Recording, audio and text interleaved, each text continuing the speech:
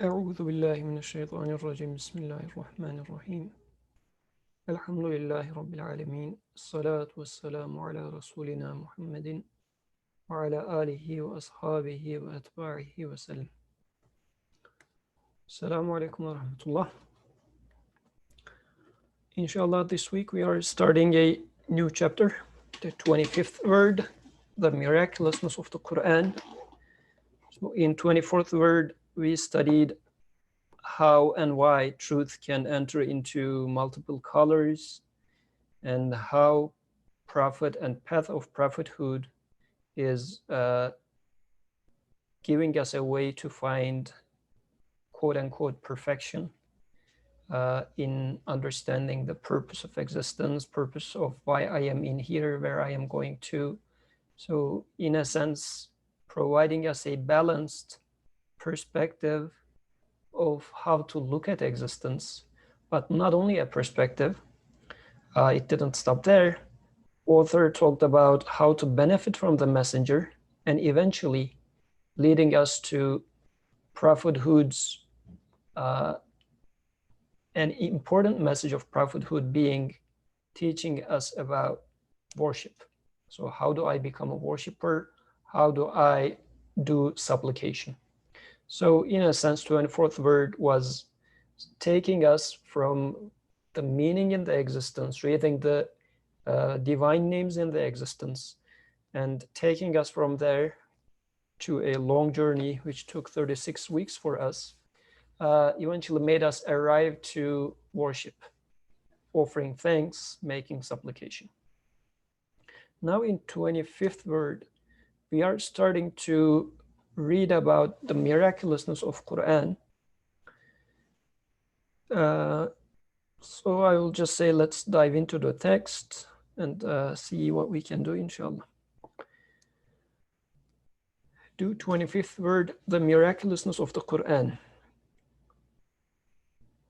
There is a note in the entrance. While there is a perpetual miracle like the Quran, searching for further proof appears to my mind as superfluous. While there is a proof of reality like the Quran, would silencing those who deny it weigh heavily on my heart? A reminder. At the start, our intention was to write this word in the form of 5 lights. But at the end of the first light, we were compelled to write extremely fast in order to print it in the old Ottoman script. There is a footnote. According to a law passed in November 1928, the Arabic alphabet was banned from the end of the year, and the Latin alphabet officially adopted. So the author was trying to publish this text in the Arabic script, the Ottoman script back then. And due to that, he was writing fast. On some days, even we wrote 20 to 30 pages in 2 or 3 hours. And therefore, writing 3 lights in a brief and concise manner, we have for now abandoned the last 2. I hope that my brothers will look fairly and with tolerance at any faults and defects, difficulties and mistakes which may be attributed to me. Okay. Most of the verses in this treatise of the miraculousness of the Quran have either been the cause of criticism by atheists, or have been objected to by scientists, or have been the subject of doubt and misgiving by Satans among jinn and men. Thus, this 25th word has explained the truths and fine points of those verses in such a way that the very points which the atheists and scientists imagined to be faults have been proved according to the scholarly principles to be flashes of miraculousness and the sources of the perfections of the Quran's eloquence. In order not to cause aversion, decisive answers have been given without mentioning their doubts. In order not to cause aversion or harm, I would say, decisive answers have been given without mentioning their doubts. Only in the first station of the 20th word, their doubts have been stated concerning 3 or 4 verses, like, and the mountains its pegs, and the sun runs its course. So this is a short intro. The author is talking about how he has written this text, why there might be some, since it was written fast, it needed to be shortened. So we will see that some of the parts he doesn't give a very extensive explanation. The explanations would be quite brief in some parts of this text. And also an important thing that I notice in here is, so he is saying that all the verses that he studies in here are criticized somehow, either by atheists or by scientists. So he shows the miraculousness of Quran at the very same place that those criticisms are taking place.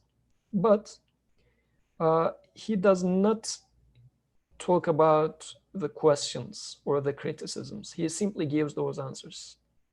So this is an important methodology because it sometimes happens that you understand the question, but you don't understand the answer. So if the question was not there in the first place, you were okay. Somebody comes up with the question, then your head starts spinning, but you are not there yet, or you are not patient enough to put effort to understand the answer. So I guess for that reason, the author is sort of fixing a problem or a potential problem without opening a wound. So it's like a non-invasive surgery. This is what he is doing here. So any questions, comments about this part? Then we will get into the text. And for Atik, we are studying now 25th word. So I'm going to wait for a few seconds if you have any comments for this intro part.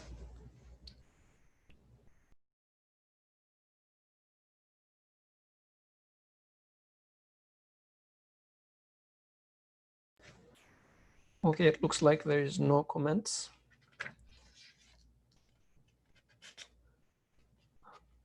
Oh, sorry. In the other page, there was also a continuation of this text. Also, although this treatise of the miraculousness of Quran was written very concisely and with great speed, with regard to the science of rhetoric and science of Arabic, it's explained in a way so learned and profound and powerful that it has caused wonder to scholars. Although everyone who studies it will not understand all the matters discussed, there is a significant share for everyone in this garden. In spite of the defects in the phraseology, a manner of expression due to its being written very fast and under confused conditions, it explains the truth and reality of most important matters. Sayyid Nursi.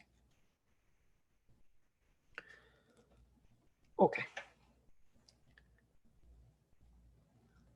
So I guess we need to take into account author's concerns in the conditions that he has written this text. And let's try to make most out of these writings, inshallah. The miraculousness of the Quran. Bismillahir Rahmanir Rahim. Say, if all mankind and all jinn were to come together to produce the like of this Quran, they could not produce the like of it, even if they were to help and support each other. And this is word قُلْ إِنِ اجْتَمَعَتِ الْإِنسُ وَالْجِنُّ عَلَىٰ أَن يَأْتُوا بِمِثْلِ هَذَا الْقُرْآنِ لَا يَأْتُونَ بِمِثْلِهِ وَلَوْ كَانَ بَعْضُهُمْ لِبَعْضٍ ظَهِيرًا. This is from Quran chapter 17, verse number 88.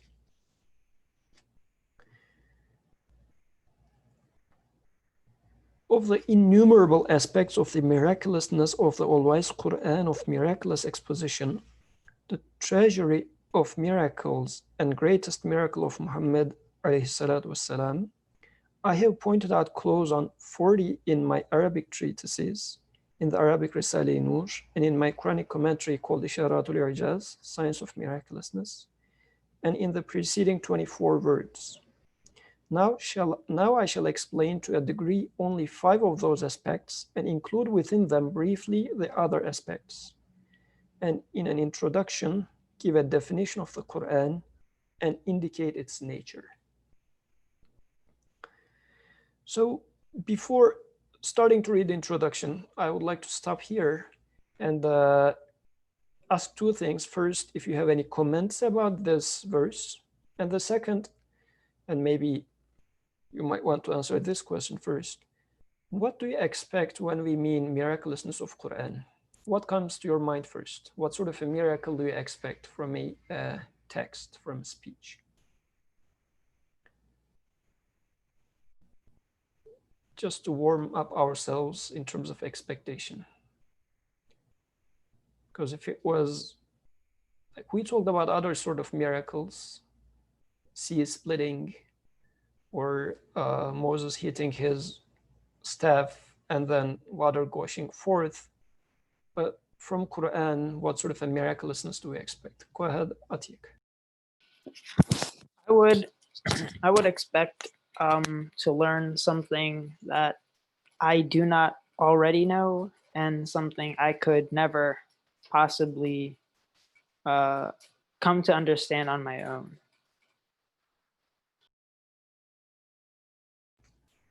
Jazakallah khair. So what you said looks more to meaning, which is a good point actually. Like I wouldn't know otherwise, but since Quran presents it to me, then I knew about it. This is a good perspective. The reason I like this one is generally what I used to hear was Quran's style of using the language is miraculous.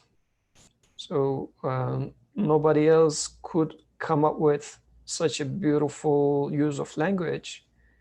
And there are a lot of narrations about those poets, famous poets of the Arab in the old age, where they didn't accept the message, but they prostrated to the eloquence of the text. So these are generally being narrated to show the miraculousness of Quran, which itself is a way that Quran is miraculous for sure. But it is a little bit hard to relate for someone like me who is not, doesn't speak Arabic, who is not an expert of Quran's eloquence, not an expert of Balagha. So I will not be able to maybe appreciate it directly. I can rely on somebody else's account for that. Nursi is also going to talk about miraculousness of the language. He will explain it to me with some examples. Yes, if somebody explains me those examples, I can make sense of them and I can appreciate it. But they're just going to be bits and pieces. So yeah, then what Atiq said is another aspect of a miraculousness. Without Quran telling me about something, I wouldn't know about it, but I know it because Quran taught me. So now we set an expectation and it's good. Any other comments?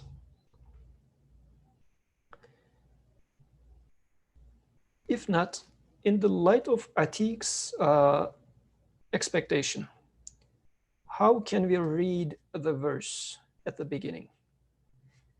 Say, if all mankind and all jinn were to come together to produce the like of this Quran, they could not produce the like of it, even if they were to help and support each other. So can we now,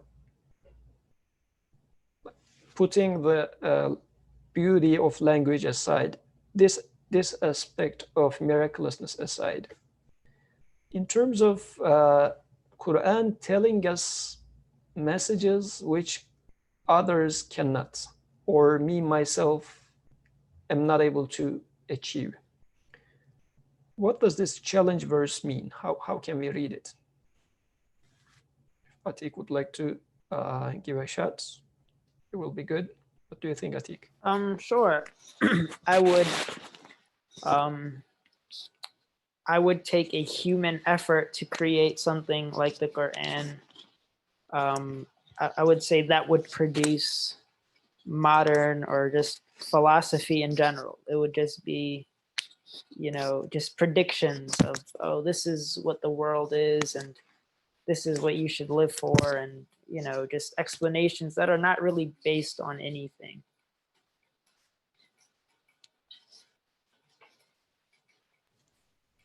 Okay, that are not based on anything you said. So let's dig in a little bit further there. So let's say sciences, as the author was initially actually challenging, or in the introduction, he was talking about those who challenge Quran, like atheists, scientists, he said. There was one other. So how do they challenge Quran? Why would they challenge Quran in the first place? So it looks like either they don't like it, or they think they offer something else, or I might be thinking I offer something else, like a competition. What I offer for the meaning of this existence or purpose of why I live, I come up with a reasoning of my own, and then Quran comes up with an alternative. So is it possible that, as Atik said, like the philosophies out there, but they are being based on something? What is that something? Is it like we have philosophers here, we can ask them what is those philosophies are based on. I'm going to read Aisha Noor's note. Guidance is shown sometimes through negation. Things of this universe, in their inability to offer answers in and of themselves, point to the necessity of guidance from a source not of this universe, not of this existence. Okay, so from this, what I understand is Aisha Noor has an idea which is being mentioned in between the lines, saying that there are questions, but the universe or the things of this universe are not able to offer answers to those. So what are those questions? If you can give us a few examples so that we set an expectation from Quran, and we will be able to say that, yeah, nobody has provided an answer to this question, but Quran did. This is why, like, since this is miraculousness, like mu'jiza, nobody was able to give an answer to that. They were unable, but Quran gave it. So this is why it is mu'jiza, making us unable or showing our inability, yet it performs that. So can somebody give us a few examples for that?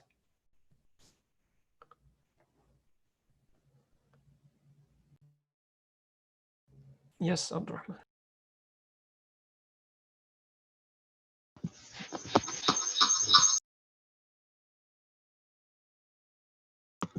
Assalamu alaikum. So, I mean, I don't know if this will be an answer to that question. Instead, I just have a different thought, or just my own thoughts from what Aisha wrote about guidance, and you know, the approach of the Quran. As you know, Atik mentioned before, how it's different, and like the Quran is, the first one of in the first verse of Baqarah, it's like it's huda lil muttaqin. It's like it's a guidance for those. It's a guidance for those that are like God conscious, or it's a book that is supposed to show you a path. As Brother Birkan always says, it's supposed to take you from one place to another. It's supposed to help me. It's supposed to be a guidance. And reading Aisha's comment, what it reminded me is that what I read the Quran for is guidance, is to find light, is to find peace in my life. It's for my needs to be fulfilled, my desires to be fulfilled. It's to enjoy and truly appreciate this, let's say, existence that I'm given. That's like the purpose I'm approaching the Quran with, and that's actually the book that I need. I am searching for such a book, and that's what I'm hoping the Quran can fulfill. And when I look with this perspective at the Quran, I'm seeking guidance from my Creator, from the one that created the universe and put me in here, the one that the one who created me is the one I need to go and ask to tell me what his purpose was. Like, what does he want from me? And I can't really go to a flower, or I can't go to another human being that is completely independent, or like acts and thinks independently of this. I can't go to them for guidance because they're part of the universe. They didn't create it. They're not the ones that can decide what the purpose of the universe is or what the purpose of this creation is, because they're just part of it. And everything, any answer they can give me is not going to be universal. It's just maybe they're going to say something wise, but it's not going to be very specific to me. It might not help me much. It's going to be something they live, some of their experience. Even then, there's going to be a lot of speculation there. Like, are they saying something true? Are they not? I can't really trust them. I can't trust their guidance. Like, if they're just, trying to be the smart man that tries to like understand the world and try to come up with some type of purpose out of themselves, some independent purpose, because their existence is not independent. So what I go to the Quran is for guidance from the one that has the right to give guidance, and that is my Creator. And in this sense, I could say that it doesn't matter if all creation were to come together, they couldn't give me a grain of guidance. If they were like to try to independently give me a grain of guidance, they couldn't. In that sense, I can very strongly affirm this verse. And in the literary sense, it's, as you said, it's much more difficult to understand. But in the sense of guidance, then this verse really it resounds very strongly with me. Jazakallah khair. Aisha Nur, please go ahead. Assalamu alaikum. Just a few thoughts I wanted to share, I guess. I can go to the flower for guidance, but without a certain key or without a certain interpretive framework, all it tells me is that it's going to die.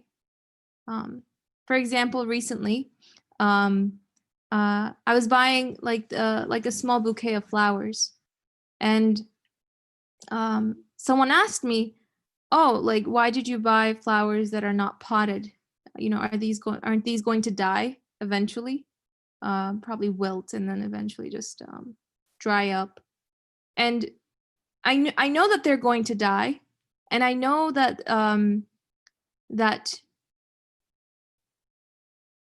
in and of themselves they're transient and will decay, and that maybe the initial enjoyment I will have from them will be very temporary. But it's about, how do I approach the existence of these flowers? If I look at them, and I know flowers is like a very typical example we use, but since I was dealing with flowers yesterday and whatnot, I wanted to just talk about it. So I can look at those same flowers, and if I have a different interpretive framework in which I connect to their source, yet I might not know exactly how to connect to their source, how to read them in a sense, or how to form a connection with them that goes beyond their transience. Because as far as I'm aware, nothing of this universe, right, offers me that sort of language to speak with them. And so I would say, of course, our questions are human, but the answers that we seek, in a sense, are divine. But I find myself in need of something to teach me the language with which I can speak with the universe and derive meaning. And because in the universe, I notice that things that I want to communicate with them, but that I'm at a loss in how to make those communications meaningful and not of a despairing nature, if you will. Jazakallah khair. So I'm also looking at the notes that you sent. How can I live genuinely meaningful life? How can I make my experiences eternal? How to actualize eternity in the things that I love in this world? What do I make of the feelings I'm faced with? Feelings of confusion in the face of this world that seems to be filled with death, loss, transience. So Jazakallah khair for those comments. So it looks like we have questions and we are trying to find satisfaction, answers that satisfies us. And those answers would satisfy us if and only if they provide us glimpse of eternity, because it looks like human doesn't like this temporariness of life. There is death, and as long as there is death, and if there is no satisfactory answer to death, no answer really is an answer. I mean, if I ask the question, how does sun rise, or why does it rise? And if my answer is yeah, because it's going to warm me up and provide energy to the plant so that they're going to produce me the fruits, this and that. So still, as long as there is death, none of those answers are answers to my question. So although it's an answer, but if it doesn't satisfy me, is it really an answer? I guess we need to put it this way. So it's not fulfilling its utility. Brother Birkan, please go ahead. Assalamu alaikum and Jazakallah khair everyone for their comments so far. Just a very tangential comment, but when we say, we need an answer that gives us a glimpse of eternity. I really love this phrase, the sentence, by the way, thank you, whoever first used it. So it sounds as if, it's not that concrete. Like, what do you mean with a glimpse of eternity? So when you first said it, that was, my first initial response in my mind. But then I realized, like, when I think further about what kind of explanations I'm okay with, I then realized that what you said is perfectly true. So for instance, I look for, although the names are changing, the words I use may change. Like I say things like, for instance, the answer should be universal, especially if you are, in academia, somehow dealing with science, or actually like even a layman person would say, as long as the answer is not universal, that, I'm not sure that I can accept it. Or we say a generalizable, the solution. Or we say it has to be objective, like it must be true for everyone. And these kind of words that we use. And when we hear such things, when we use such things, we don't usually react to them, because they are very ordinary. They are something that we all know that valuable. Explanation which is true here and also in Spain and also in Lebanon, it's a much better explanation which is only true for Turkish people. I would say for the second case that, oh yeah, it's their culture. But for the first case, I would say, oh, it must be, capturing something important about humanity, because it's universal. So when we dig deeper, when we think a little bit deeper, we realize that all these properties that we are looking for in an explanation, in a theorem, in an, I don't know, an answer to personal problems. We realize that we are indeed looking for glimpses of eternity. We give them some names to these glimpses, but indeed, at the what is beyond, at the background, we are looking for glimpses of eternity, and this is true for everything. So we shouldn't take such phrases that our brother Yusuf said, like we're looking for a glimpse of eternity, any lightly. They are not just poetic, sentences. They capturing something really fundamental about human nature. That's what I wanted to add. Jazakallah khair. So I guess maybe in a more layman's terms, for what does it mean to say glimpses of eternity, it's the opposite of death. It's the opposite of going into nothing, just disappearing, getting annihilated. And I guess we can relate to this with the joys that we experience, which gets annihilated or forgotten just after a brief moment of joy. So this is something that is hurting us. So is there a way that I can come up with something, as Quran very beautifully puts within the mouth of Prophet Ibrahim alayhi salam, I do not like those that set, that disappear. So this is the yearning of human nature.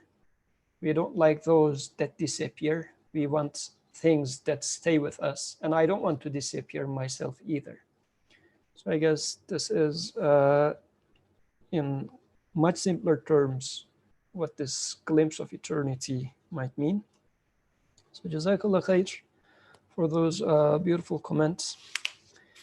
I was going to say something, but I forgot anyways. Okay. Okay, and I guess we will see if, in the surface, when I read this claim of Quran, if all mankind, because this is a challenge and still an active challenge actually, if all mankind and all jinn were to come together to produce the like of the Quran, they could not produce the like of it, even if they were to help and support each other. And as was said by all the commenters, humanity, if we look at the state of humanity today, and for my questions, am I able to get satisfactory answers if I combine all of them? And especially today, I have access to pretty much any idea out there with the internet. So it's not an issue of not being able to hear of them. So are they going to provide me with answers that satisfy me? I guess it's clear that they don't, but does Quran provide me this answer? So Abdurrahman's comment in this sense was more on the basis of descriptions. So he says, guidance from my creator must be providing me with that. And that is correct. So from a definition point of view, the one who gives me life, who gives me all those needs and desires, who gives me those questions, can and must be the only one who can provide answers to those questions. So I guess in terms of a definition, Quran must be giving those answers to me. And now what remains is to, as in the very introduction phrase, yes, now I remembered what I was going to say. The author says, while there is a perpetual miracle like the Quran, searching for further proof appears to my mind as superfluous. So this really makes me think, when there is some sort of a challenge, as the verse is saying, for what Quran is bringing, Where do I look for proofs? What sort of proofs do I, like as a reflex, let's say a scientific theory comes up and claims there is no God, let's say. Where do I seek for an answer to that question?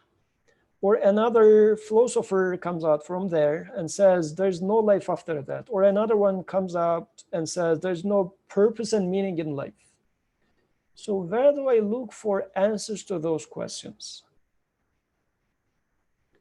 Apparently, author says as long as there's Quran at hand, and Quran is for this very purpose, to give answers to those questions, where else would I look at to find answers?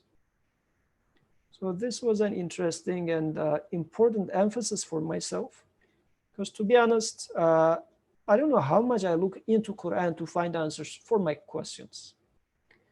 But at least, inshallah, today, as we are starting to study 25th word, if we take at the level of descriptions, I can say that, yes, I think I must, as Abdurrahman was saying, look at Quran for finding those answers, because by definition, this is where the answers must have been in. Good. Alhamdulillah. Then, inshallah, I will jump into the introduction part. Maybe just one comment about this note, small note at the beginning, right before introduction. Author talks about his other writings which show miraculousness of Quran. And in there, he talks about several books, but he says the previous 24 words. So like we studied 24th word for 36 weeks. And he says this was a sign of miraculousness of Quran. So it looks like this is, author is talking about what he means by miraculousness of Quran. Those meanings that you have read so far were from Quran. And without Quranic guidance, would we be able to come up with such resolutions, such explanations? So author is showing the previous 24 words, which we now know what is inside there, as again, signs of miraculousness of Quran. So supporting our initial thought that miraculousness of Quran is not all about its linguistic beauty, but also its depth of meaning and how it perfectly matches humans' needs. Okay. So let's get back to text. Introduction. The introduction consists of 3 parts. First part. What is the Quran? How is it defined? So it's a very interesting introduction. Author starts with asking this question. Before talking about the miraculousness of Quran, it looks like he thinks this is a necessary foundation. A proper answer to this question is important. Otherwise, this is how I feel about it. Otherwise, you cannot see the miraculousness of Quran. Let's read what he gives us a description or a definition for Quran. Answer. As is explained in the 19th word and proved in other words, the Quran is the pre-eternal translator of the mighty book of the universe. And there are going to be several descriptions like this in this text, more than 20, maybe 30. So it's going to be quite intense. I will try to read it slowly, see if anything specific attracts your attention, because we will come back and talk about these maybe one by one, or the ones that attracts our attention most.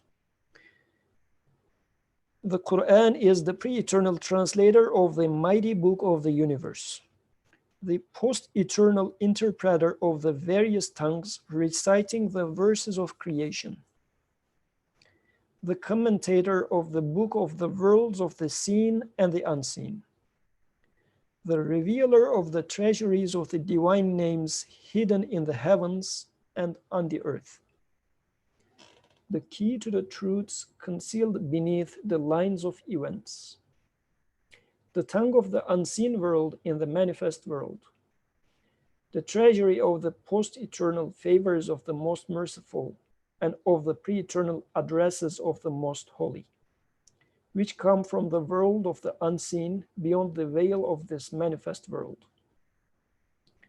It is the sun, foundation, and plan of the spiritual world of Islam, the sacred map of the worlds of the hereafter, the expounding world, lucid exposition, decisive proof, and clear interpreter of the divine essence, attributes, names, and functions.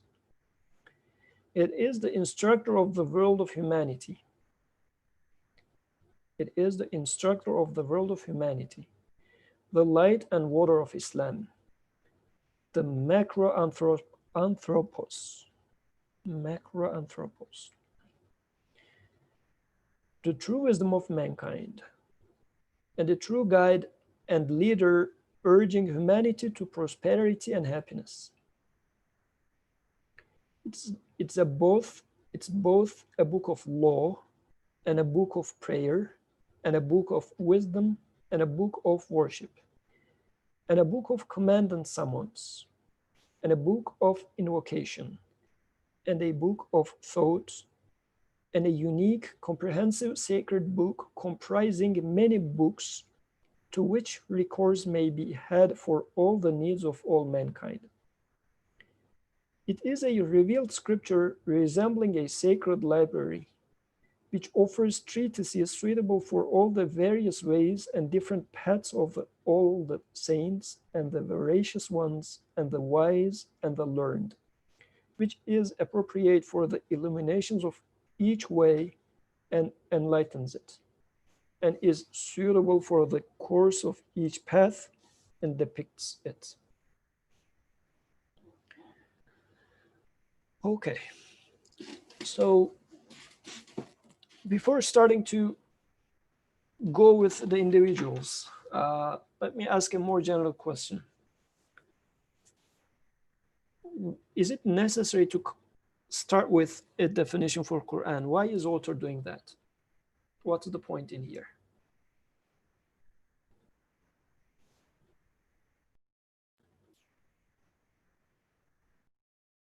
Any example, any counterexample? What would happen if he didn't give such a description? And for example, if you have ever studied some translations of Quran, have you seen a description before the author starting to give his understanding, his interpretation of the Quran? Have you seen such descriptions of Quran? Or would you ask for such a description of Quran from the author? Yes, Atik.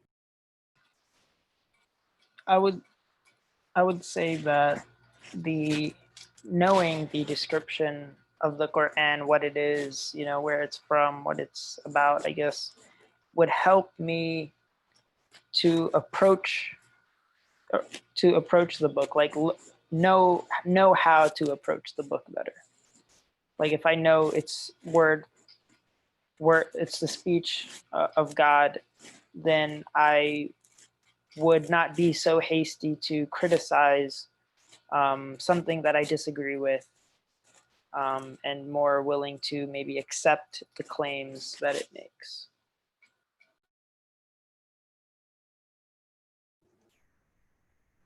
Okay. So if it is from God, is it going to be like, well, if God says so, so it must be, so I will accept? Is this going to be your attitude? Just to clarify, Atik, what would you think? No, I would say I would have to verify it for myself. So it being a speech of God, how would it affect you then?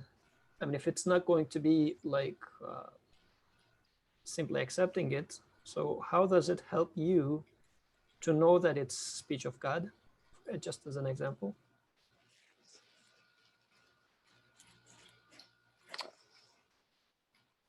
I'm not too sure, but it does carry an authority. knowing that it is from God. So if I say, for example, and we can stop, I'm just trying to make it more conversational. Okay. So if it was speech of me versus speech of God, or speech of Muhammad versus speech of God, would it make a difference for you? It would, because I am very disagreeable. I'm a stubborn dude. So if you say something that I don't agree with, I'm not gonna it's gonna take work to convince me away from my own opinions. Whereas if it's the speech of God, then I know that I'm wrong. I do. But that doesn't mean, obviously, you don't just throw away your own opinions, but you have motivation to analyze the issue more to see if there's anything you're missing out. Okay, inshallah, we will talk more about this. Jazakallah khair. Before giving the mic to Muhammad Said, I'm going to read Aisha Noor's comments. She says, I approach a book according to what it outlines to do, according to how it is defined. I'm not going to read a cookbook for guidance on anything, but for food preparation. Good. So if a book defines itself as a cookbook, you're not going to use this book for healing yourself, I guess. So it makes sense. Description of the book is really important in what sort of an information you are going to extract from it. And I guess our very famous example for that would be, would you use Quran as an encyclopedia, as we have been studying, let's say, stories, prophetic stories from Quran? Shall I take them as some historical information, or what else? So I guess in this simple example, description of Quran is going to make a huge difference. But yeah, Muhammad Said, please go ahead. Assalamu alaikum. Your question reminded me a couple of things. As the author starts the answer, I felt that that's the main reason for me to even look for an explanation. As it was said before, the universe.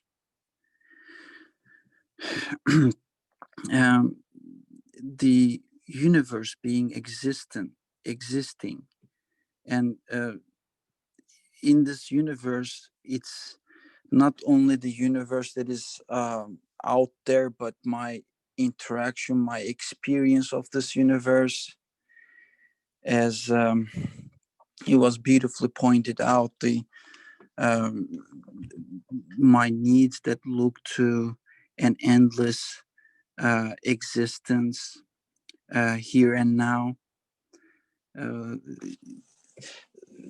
in a way that the more I really take the reality of this existence as a challenge, I feel a need to have a meaningful meaning, have a satisfied experience of my existence.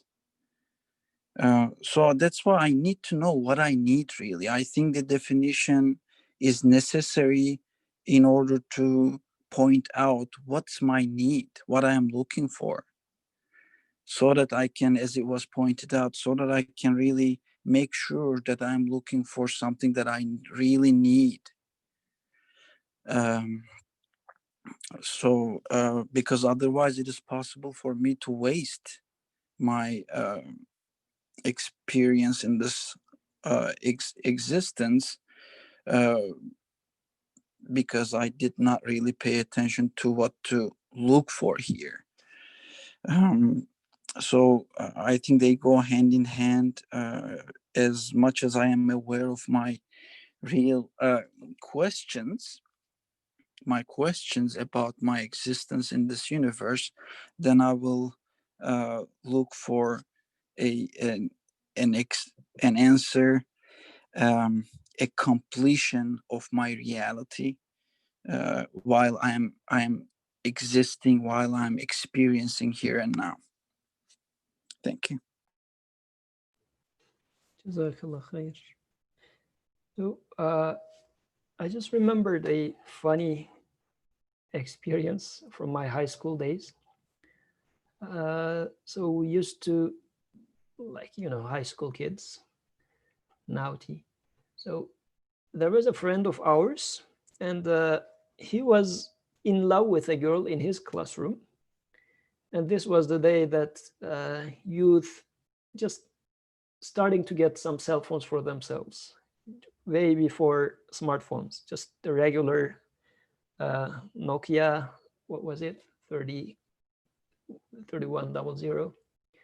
So this era, what some other friends of ours went and changed their name in his phone book and changed it to that girl's name. Apparently my friend has also the girl's phone number. Then started texting him. Of course, our friend got excited, so he is receiving messages, but he's thinking that those messages are coming from that girl. So his description of what those messages are is they are love messages coming from that girl. But later on, once we just tell him what was behind the scenes, we are saying that no, those messages were actually from us. We were making fun of you. So the very same messages totally changes its meaning. Yeah, poor guy. So it immediately changed its meaning. Initially, my friend was over the clouds. He was so super happy because he is interpreting the messages as those messages are coming from the girl. But once he realized that it is coming from his classmates, he just from the clouds, he is falling down to earth with super fast. So everything is upside down. So likewise, as we have been saying, I have questions. I'm trying to find answers to those questions. Why am I here? Where am I going to? What is my purpose in here? The one who creates me can provide me with answers to those questions. So, and then I'm going to, when I'm reading the text, I will look for meaning with those descriptions in mind. So my maker shouldn't tell me stories just for the sake of telling stories, shouldn't be trying to entertain me. These are not the points that I would expect. Shouldn't be giving me information that I can go and figure out by myself, but should give me meanings, why he created me, how existence is coming out of, or how it is being, how do I exist, how I keep existing, what is the thing that makes me exist and that's going to make me exist, which is my ultimate question. Am I going to survive after death, or is death the end? Or my past moments, or my grandmother who passed away, what happened to them? Am I going to see them again? So these sort of questions, I want an answer to those questions from the one who gives existence to me and to everything that I'm interacting with. So I guess in this regard, description of Quran is essential, and to the extent that I describe Quran properly, I will be able to benefit from it. And not only that, description of Quran is also boundaries, because Quran uses a metaphorical language. But does that mean that any meaning that one can extract from Quran should be considered as a correct meaning? What are going to be the boundaries of meaning? What would I be able to say that this is a reasonable or plausible meaning, And well, this is not a plausible meaning. It doesn't make sense because we are having such boundaries when it comes to understanding like any conversation. So let's say your best friend tells you some word, and when you say it to somebody else, you see a shocked face, and you say, "Why are you so shocked?" And then your friend says, "Did he meant such and such and such?" You say, "Oh no, of course not. He's not that kind of a guy. What he meant by this sentence is," and then you give what you understand from that, because you know your friend. You have a description, a definition for your friend, and in that background, in that framework, you are understanding what your friend said. But if a third person who doesn't know your friend, who doesn't have this framework and those boundaries, that person is going to interpret it from that perspective, and things are going to go wrong. So those descriptions of Quran is necessary because these are going to be defining the boundaries in which I am going to seek meaning. I'm going to say this doesn't make sense within the goals of Quran. Such a meaning cannot be meant by Quran. I guess again a toy example for that would be when Quran says Yadullahi fawqa aydihim, hand of God is above their hands. So shall I take this as a literal hand with flesh and bones? I would say this cannot be. Like describing an imagery of God as a human wouldn't make sense. This is not the purpose of Quran. This doesn't fit the description of the creator, so on and so forth. But this is, as I said, a very toy example. There are much more serious cases in which my description of Quran is going to help me understand what I am going to take out of Quran. And there had been like a lot of different ways people have provided such descriptions. So this is why I think this part of the text is very important, because whatever you come up with to Quran, you are going to take away things from Quran accordingly.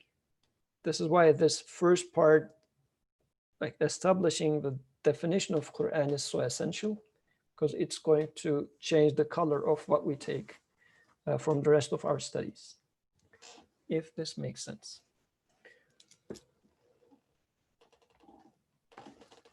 Okay, I'm not seeing any hand, any comments, any questions. So I continue. I am now starting to reread from the first part. What is the Quran? How is it defined?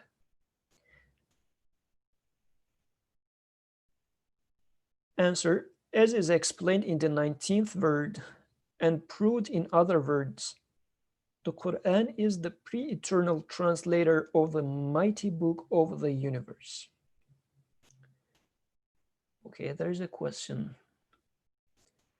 Naz says, how can we arrive at an accurate description of Quran? Okay, I don't know what accurate means in this context really, but it's a good question. Any answers to that question? How can we arrive at an accurate description of Quran? Anybody wants to? Yeah, Abdurrahman, please go ahead.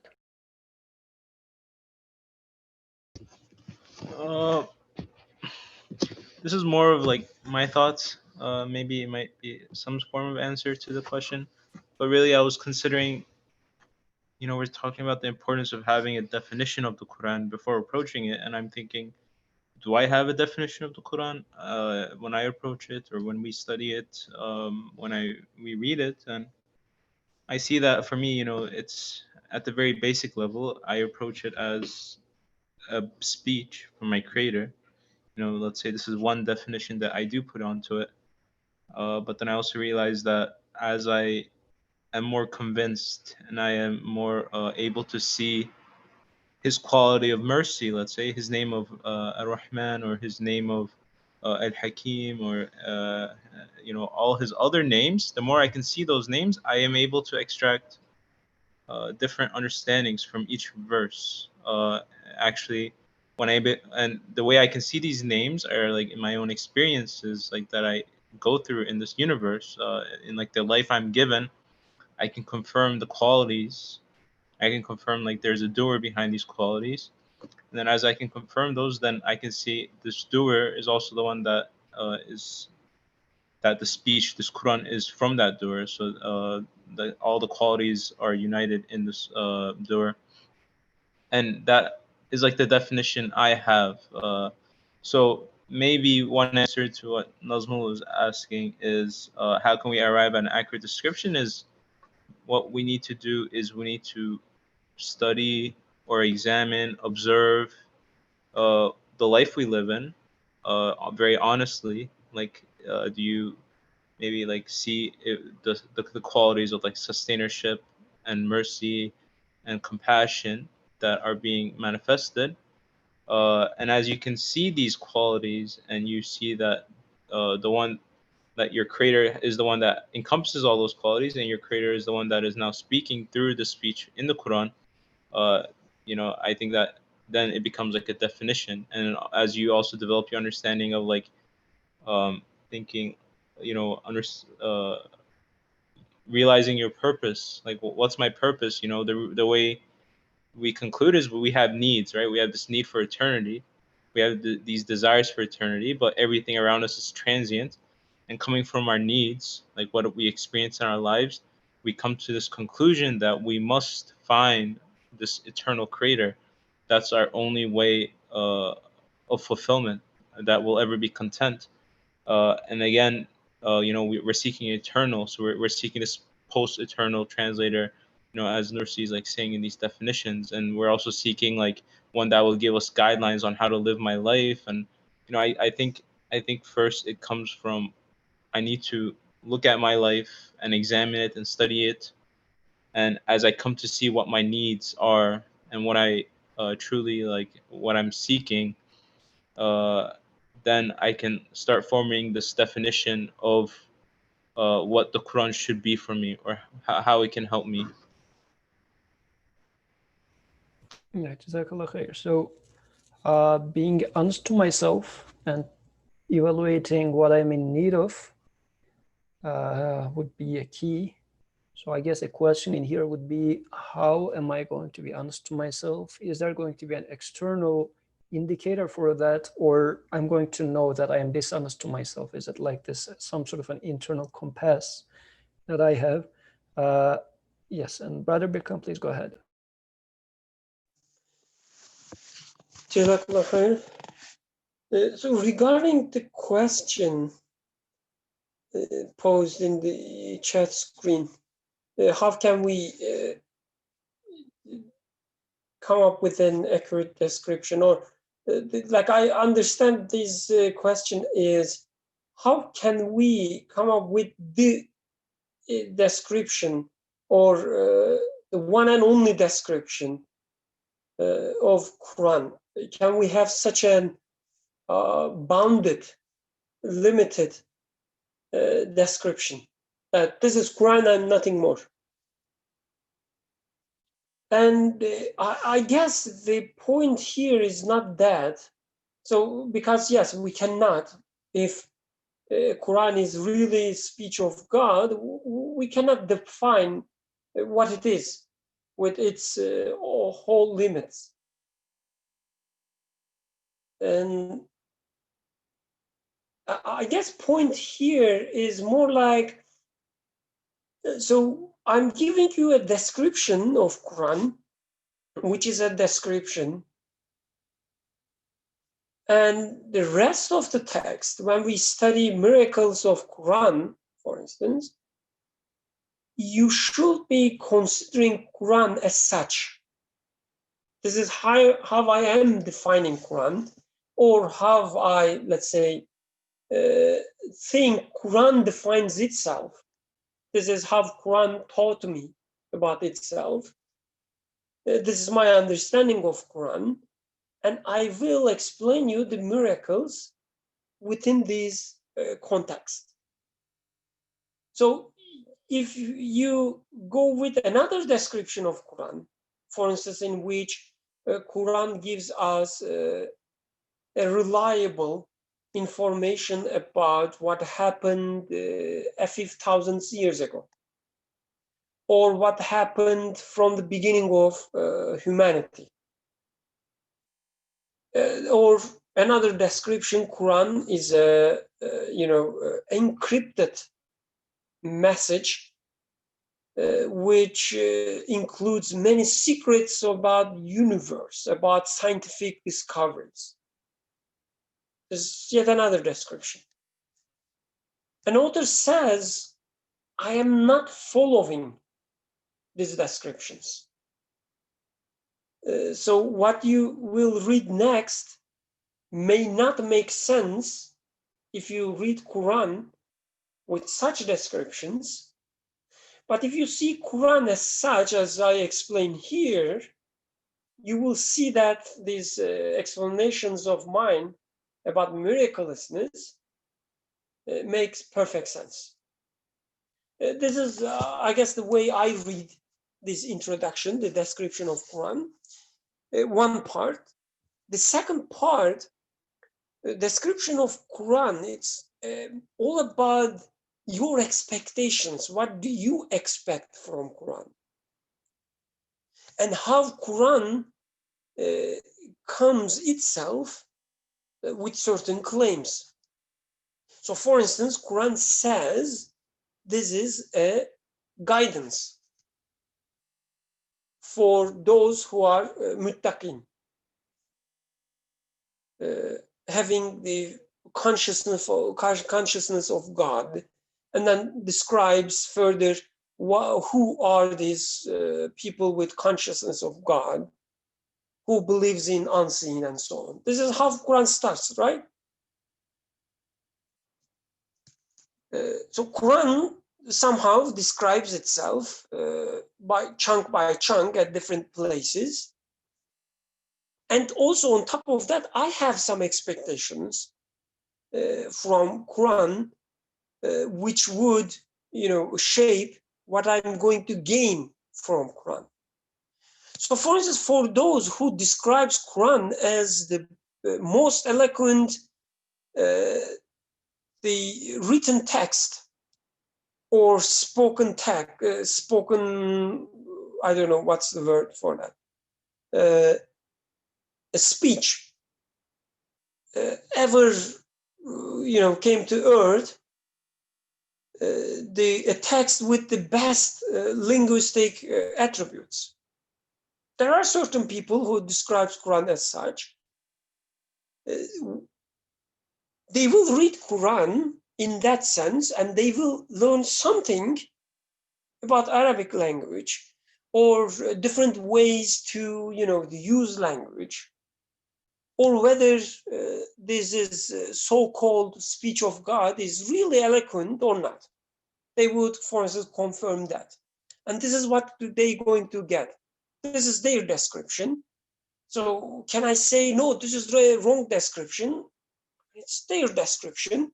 And they choose to approach Quran as such, and they will get from Quran within that context, but nothing more.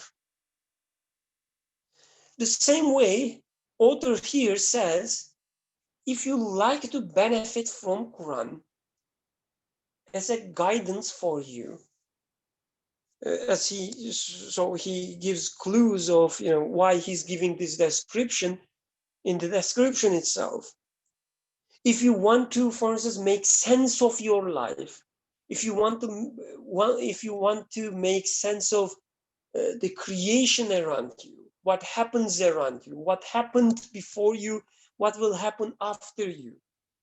If you are after this purpose, here's the description of Quran, and your expectations should be as such.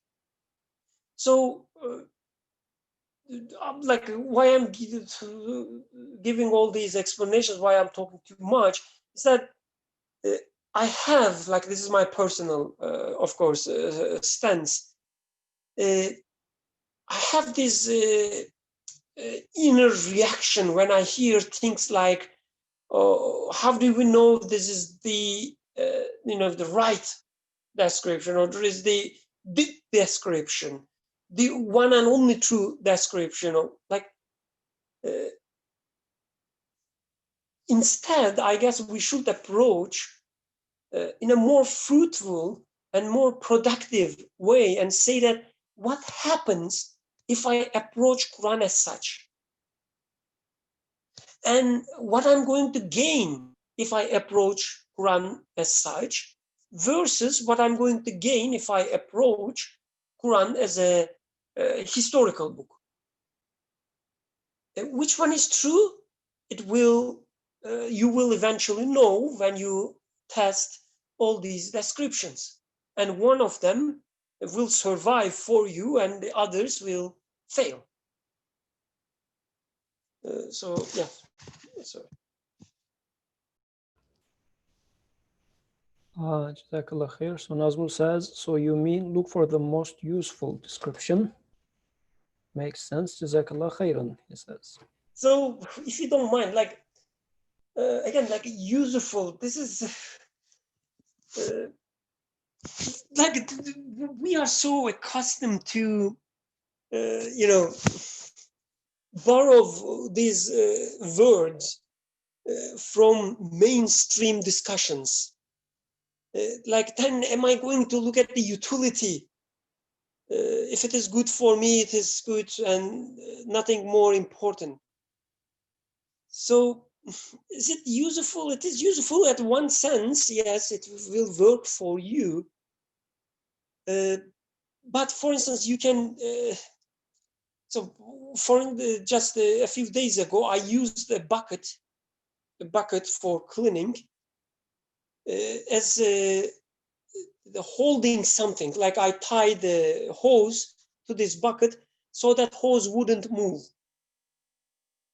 So if you ask me, like, do you think this is the right description of the bucket to use it as a weight? I would say no, it is not. Is it useful? It is useful, but this usefulness does not change the fact that it's a bucket for cleaning. How I know that? I'm looking at the bucket. I used it before for cleaning purposes. And for this specific purpose I'm using it, it is good, but I know the bucket is more than that. So with this, like what I mean is not that as long as it works for you, there is nothing more you should be looking for. This is not true. This is not how human works. Something can be useful, but I would know that there is something more beyond that. Some other usefulness there to be, for instance, explored and discovered. So the description of Quran should be useful, should make sense to me, should feed to my expectations as a human, should feed to me, should to my expectations from my creator. So for instance, a Quran as a historical book does not fit my expectation of my creator, because my creator already gave me the science of history. I can look at the historical texts, I can study fossils, whatever, and probably come more accurate historical facts than, maybe not more accurate, but more comprehensive, let's say, more detailed historical facts than what is narrated in Quran. So if my creator claims, my creator who also created my ability to do this science of history, claims that this is the most, the exhaustive historical narration, I would say, no, this is not true. So it doesn't fit, such a description doesn't fit what I expect my creator. Encrypted science book doesn't, again, fit my expectation from my creator, because I can come up with more comprehensive scientific explanations by doing science. So I expect something more from my creator, from my creator's speech. It's about my expectations. It's about my reasoning. It's about how I feel when I read this text.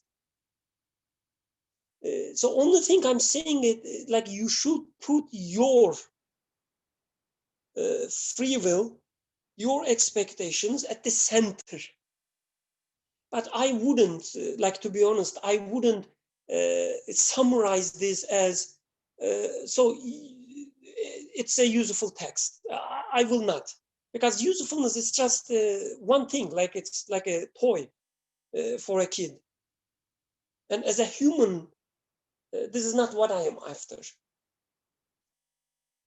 Sorry for the interruption. Jazakallah khair.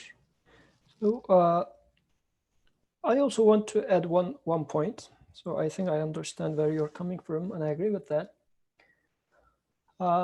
There is also a worry in me because in all these descriptions, I guess being honest to myself plays a very central role. But also sometimes I'm finding that I am tricking myself even to that extent. I am deceiving myself, but I'm justifying my own deception. So for instance, one of the descriptions that the author gave was, it's a book of law, he said, for the Quran. So it's a book of law. If some part of me, for instance, doesn't want to obey or doesn't want to be told to what to do, what not to do, maybe this part of me might be problematic, but I'm not admitting that. But rather, I might be focusing on some other people who are, if you like, stepping over Quran and defining for themselves some sort of a role in which they are saying that this is what Quran says, so you must do this and you must do that. So gaining some sort of an authority over Quran, somebody, let's assume some people out there like that. And I dislike this attitude. I find it wrong. I find it inhuman.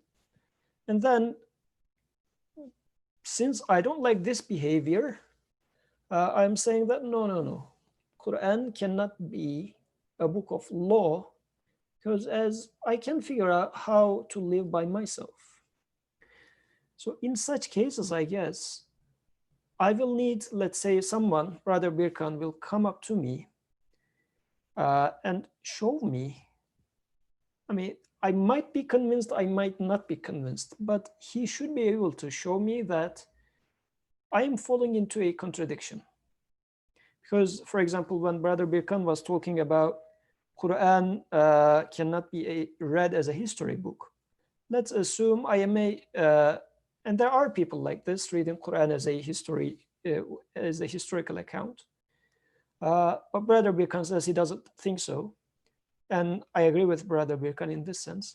So I think that at least Brother Birkan can come up to me and tell me that if I read Quran as a history book, I'm going to fall into contradictions. Therefore, I shouldn't do that. Likewise, if I say, for instance, or shall I, or can I? Let me put it in the question form. The author in here is claiming that Quran is a book of law. So is this defendable? Or is this just the author felt like it fits him and he has written it as such? If you don't agree with it, so be it. Or since this text is coming after 24th word in which we studied prophethood, is there a way that I can come up with a description of Quran by prophetic teaching?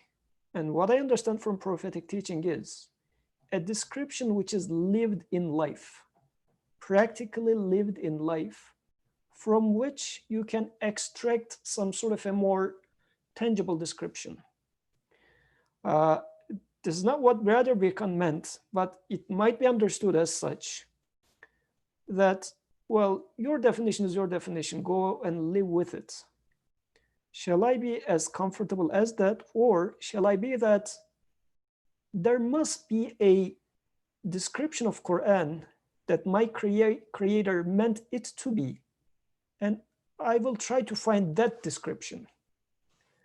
I will, because I'm not really trusting myself that much. This is why I needed guidance. This is why I needed Prophet in the first place. So this sort of, again, what I'm meaning by all these conversation is there a definition of Quran that is going to, truthfulness of which is going to be independent of me, if this is the right way of putting it. I don't know if that makes sense. Any objections, comments, questions about this one? Brother Birkan, please go ahead. So I'm really, trying to hold myself when I hear things like you said, independent of me. I'm saying, oh, Birkan, maybe you should stop. You shouldn't talk. Just keep it to yourself. But you are pushing too much, Yusuf. So I think, the truthness of something independent of me. So there is no such thing, like nothing is independent of me. But it doesn't mean that I am defining things. So whatever is given to me, it's given to me, right? Like it then created within my context. My creators give me, for instance, gives me a book, and then he defines this book for me.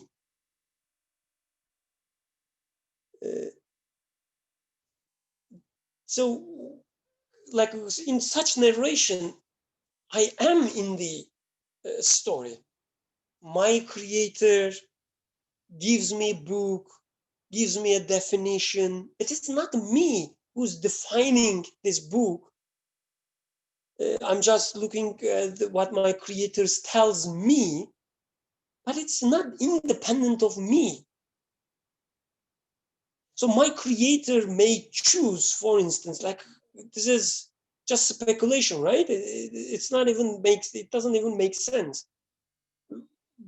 But I cannot, constrain what my creator chooses and doesn't choose.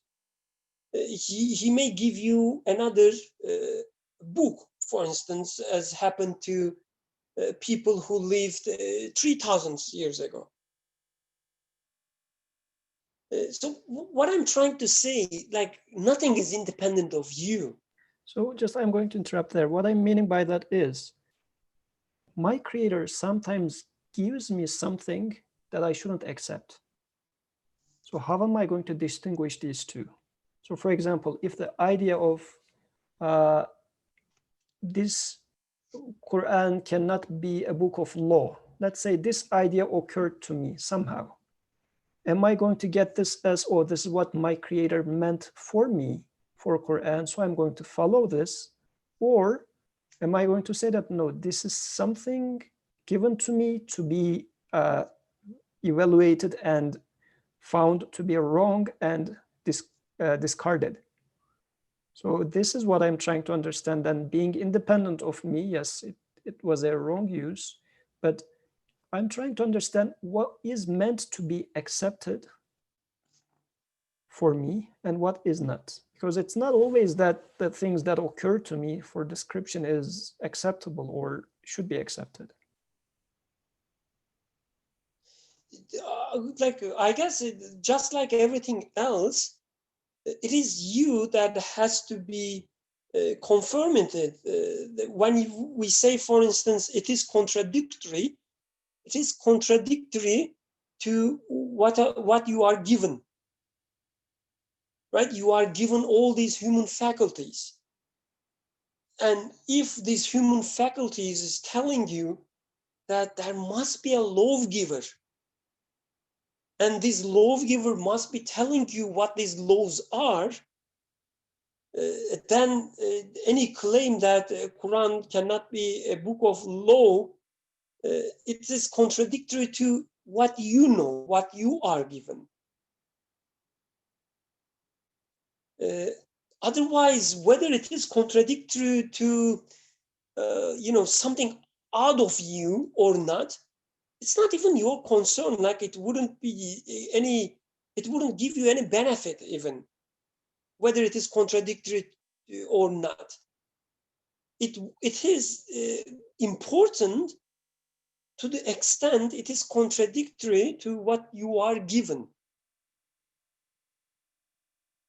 So you must be confirming it. You must be validating these claims.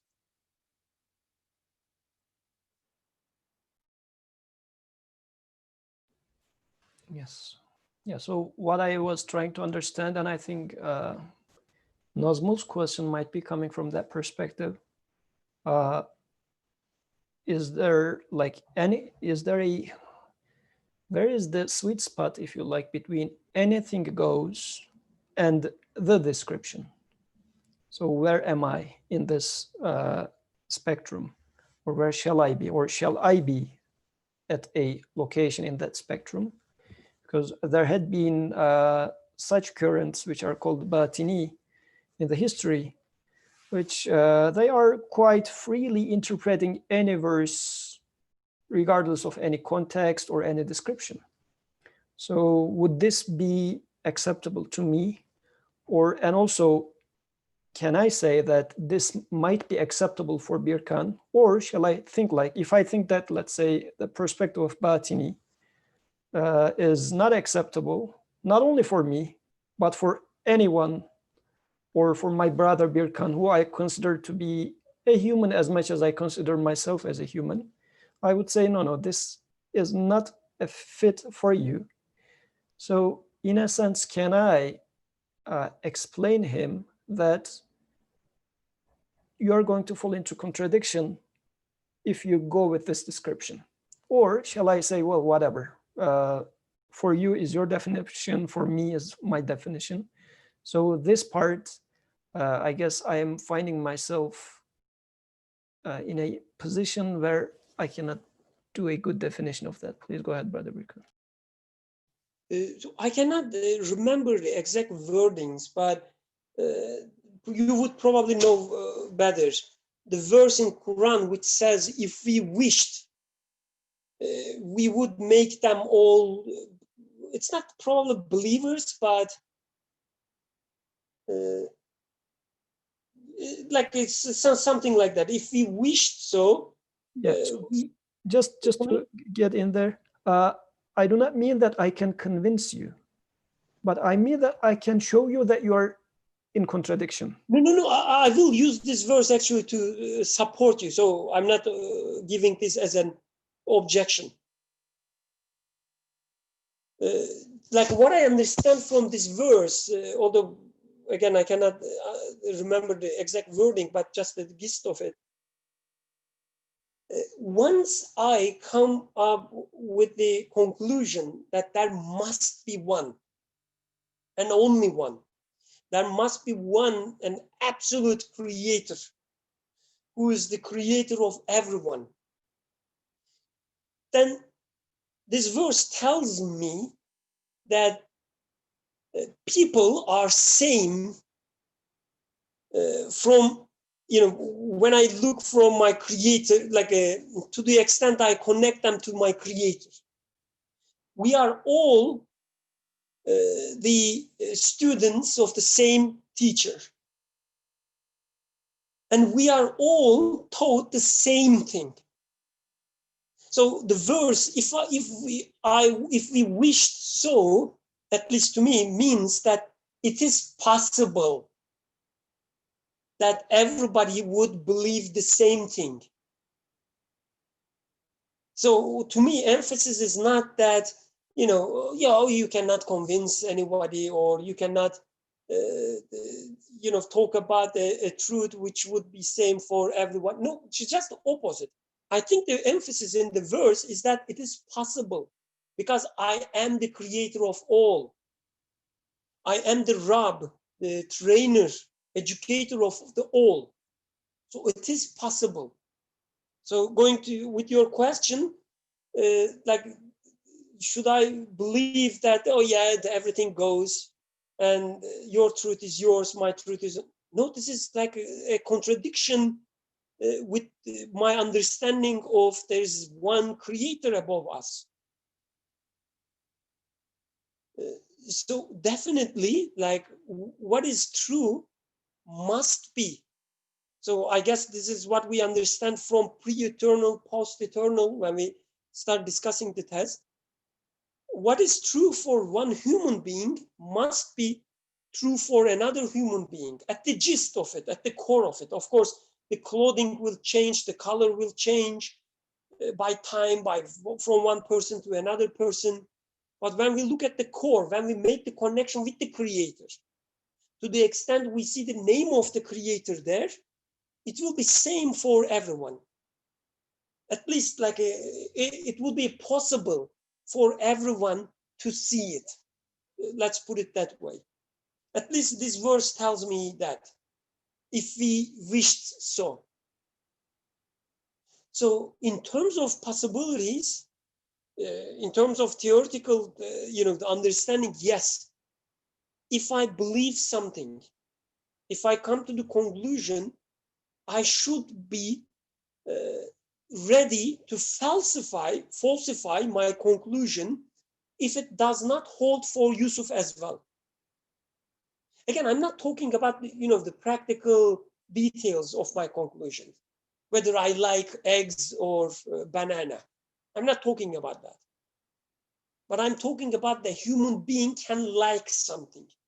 And this experience of like tells us something about our creator. This must be same for me and my brother Yusuf. And if I come to this conclusion that human being can like something, I have to ready to falsify it when I check with Yusuf. Or in other words, as Yusuf was saying,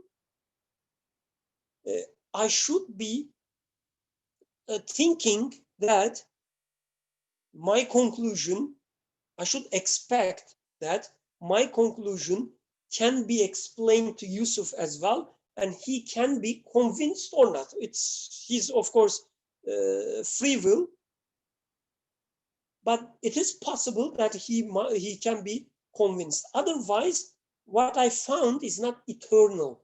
It's not universal. It's nothing. It's just useful.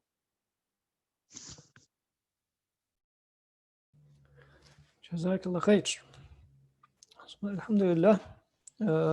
It was a fruitful discussion for me. Inshallah, next week we can continue from this introduction again. Maybe we can then discuss about the Quran is the pre-eternal translator of the mighty book of the universe. We talked about this at this last part of our discussion. Inshallah, we can continue next week from there. سبحانك لا علم لنا إلا ما علمتنا إنك أنت العليم الحكيم وآخر دعواهم من الحمد لله رب العالمين. الفاتحة.